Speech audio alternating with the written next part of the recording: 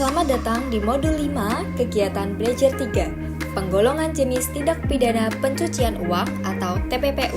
Kategori 2 adalah tindak pidana lain yang berkaitan dengan tindak pidana pencucian uang atau TPPU. Kategori ini mencakup segala bentuk perbuatan yang tidak secara langsung melakukan penyamaran atau penyembuhan hasil kejahatan, tetapi tetap berhubungan erat dengan upaya memanfaatkan, menggunakan, atau menguasai hasil dari suatu tindak pidana. Ketentuan terkait tindak pidana yang berkaitan dengan tindak pidana pencucian uang sendiri diatur dalam pasal 11 sampai pasal 16 Undang-Undang Nomor 8 Tahun 2010 tentang pencegahan dan pemberantasan tindak pidana pencucian uang. Pasal 11 mengatur kewajiban bagi pejabat atau pegawai PPATK, penyidik, penuntut umum, hakim, dan setiap orang yang memperoleh dokumen atau keterangan dalam rangka pelaksanaan tugasnya untuk merahasiakan informasi tersebut.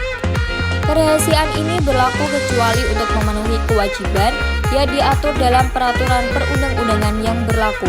Pelanggaran terhadap ketentuan ini dapat dikenakan sanksi pidana penjara paling lama 4 tahun. Pasal 12 lebih lanjut itu berisi mempertegas larangan kepada direksi, komisaris, pengurus, atau pegawai pihak pelapor untuk memberitahukan kepada pengguna jasa atau pihak lain mengenai laporan transaksi keuangan mencurigakan yang sedang disusun atau telah disampaikan kepada PPATK.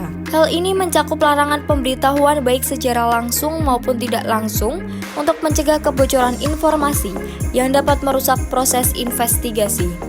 Larangan tersebut tidak berlaku jika pemberian informasi dilakukan kepada lembaga pengawas dan pengatur yang berwenang.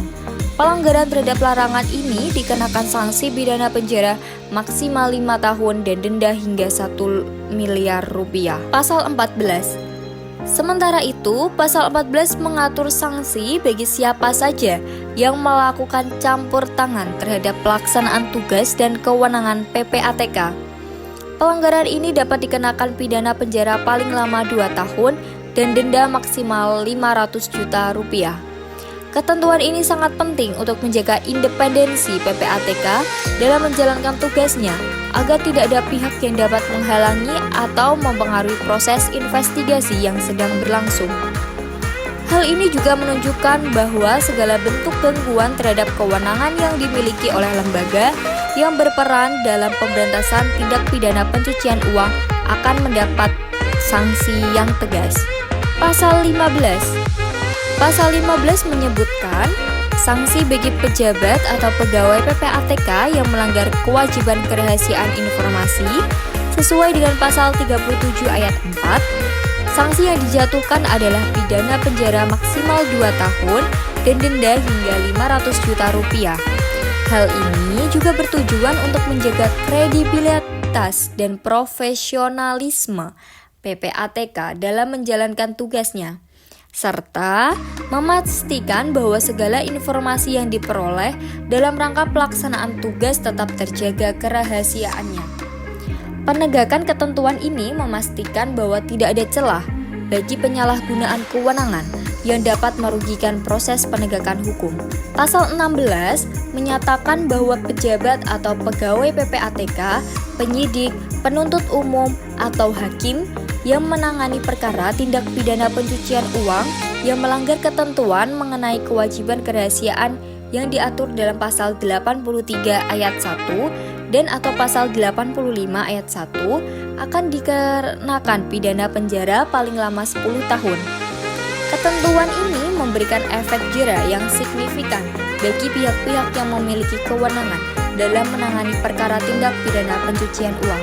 Berdasarkan penjelasan tersebut, dapat disimpulkan bahwa penggolongan tindak pidana pencucian uang baik secara aktif maupun pasif serta ketentuan pidana lain yang berkaitan menunjukkan bahwa rezim hukum Indonesia terus memperkuat upaya pencegahan dan pemberantasan TPPU melalui pengaturan yang lebih komprehensif dalam Undang-Undang Nomor 8 Tahun 2010 dan KUHP baru. Diharapkan tindak pidana ini dapat ditekan sehingga stabilitas sistem keuangan dan integritas perekonomian nasional tetap terjaga. Sekian dan terima kasih.